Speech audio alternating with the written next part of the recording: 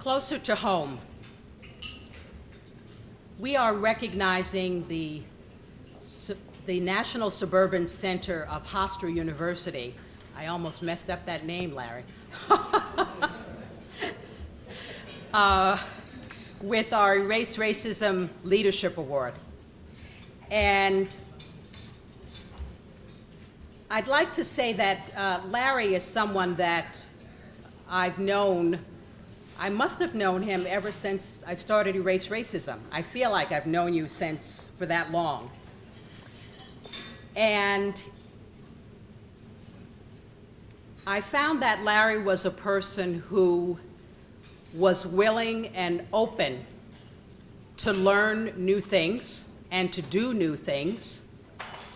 And he does that professionally and he does that personally.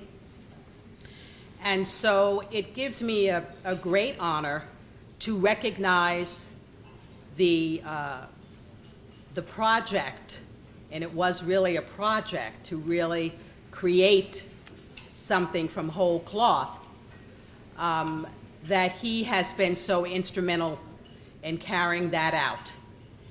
And Chris Neat is, I consider him a newer friend. I haven't known him that long, but I feel that he is a great partner and has brought so much to the National Suburban Center for the National Center for Suburban Studies at Hofstra University. I've been told I can't forget to say the at Hofstra University, so I keep thinking of that so that I don't miss it. But we're recognizing them today for the great work that they have been doing to spotlight the effects of racial disparities on Long Island.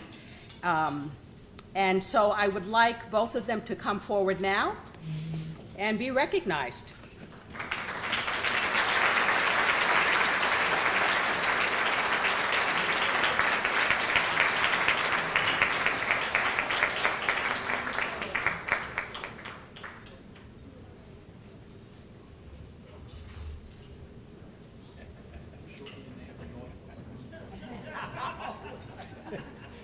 That's right. Somebody said shorten our name to Northwell. You'd remember it. He's here. That was Jeff Crowd from Northwell. I'll go first.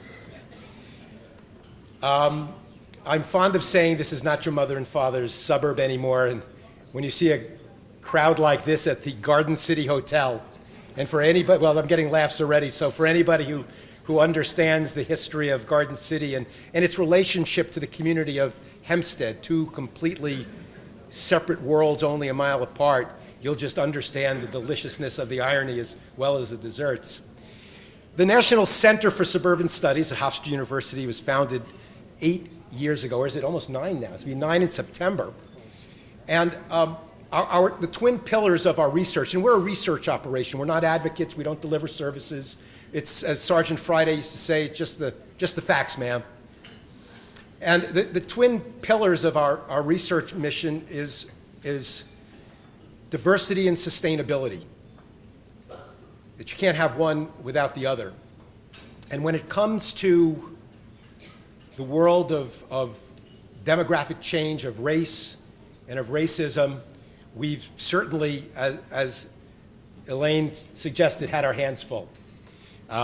Even just this year alone, we partnered with the Schomburg Center in Harlem for a study, an exhibit on black suburbia from Levittown to Ferguson.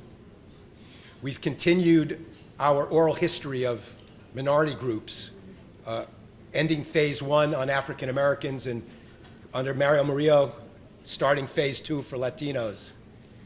We are continuing our work in Newcastle to chronicle the sometimes struggling revival in Newcastle, which Dr. Marianne Allison did so well for so many years before she retired, and now we have someone to pick up her work.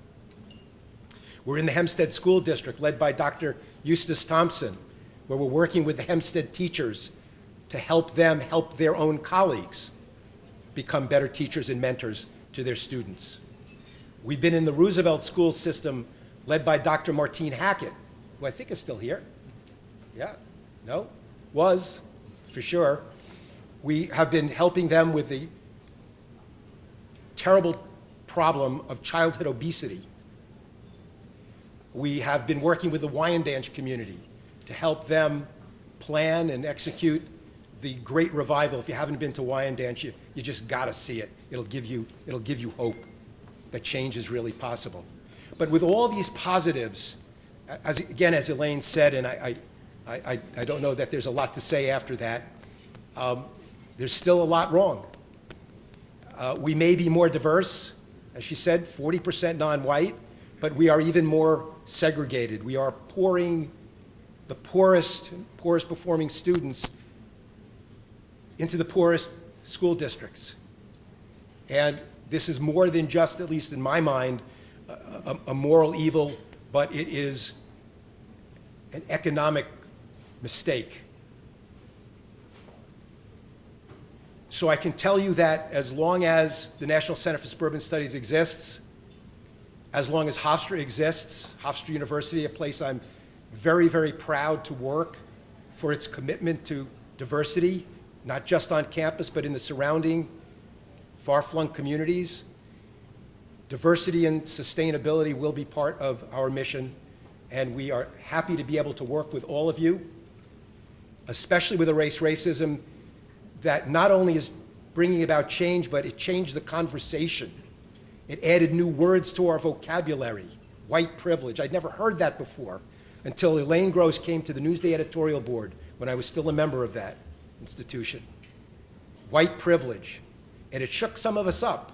It offended some of us until we finally opened our ears wide enough to listen, and then our voices through the editorial page. If there has been any change, it is because of Elaine Gross and Erase Racism, and we're very, very proud to even be recognized and to share this stage. Thank you.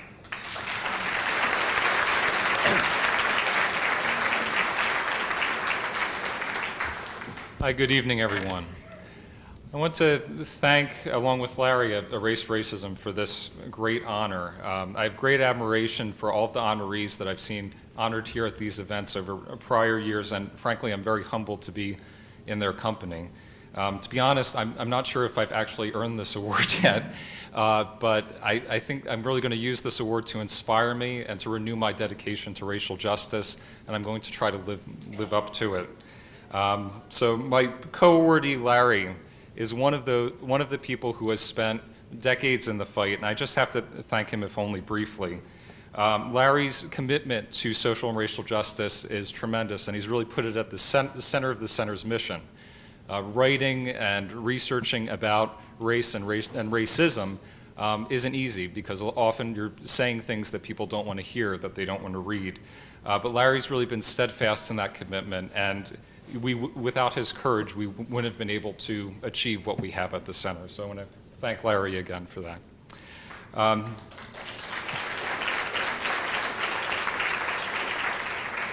And lastly, I'll just add a brief word of my own about Erase Racism and its fantastic work. Before I came to Long Island, I lived in different parts of the country, in New Jersey, Maryland, DC, Virginia, California. And I have to tell you that having an anti-racist organization, a racial justice organization that can command the attention of the media, of policymakers, and of civil society groups is actually, it's a rarity. To have an organization like that, and to have an organization that focuses its work in a suburban region is even rarer. And that's despite the fact that organizations like Erase Racism are so desperately needed here, where fragmentation of local governments and localism often takes segregation and exclusion and concentrates their effects and worsens their effects. But at the same time, so there's a tremendous need there, but there's also a tremendous potential. And we see that potential in the work that Erase Racism has done year after year after year. So I never take Erase Racism for granted, and none of us should. So I thank them for this award. I thank them for their tireless and unstinting work to end racism, institutionalized racism, and structural racism, and to advance the cause of social justice. Thank you.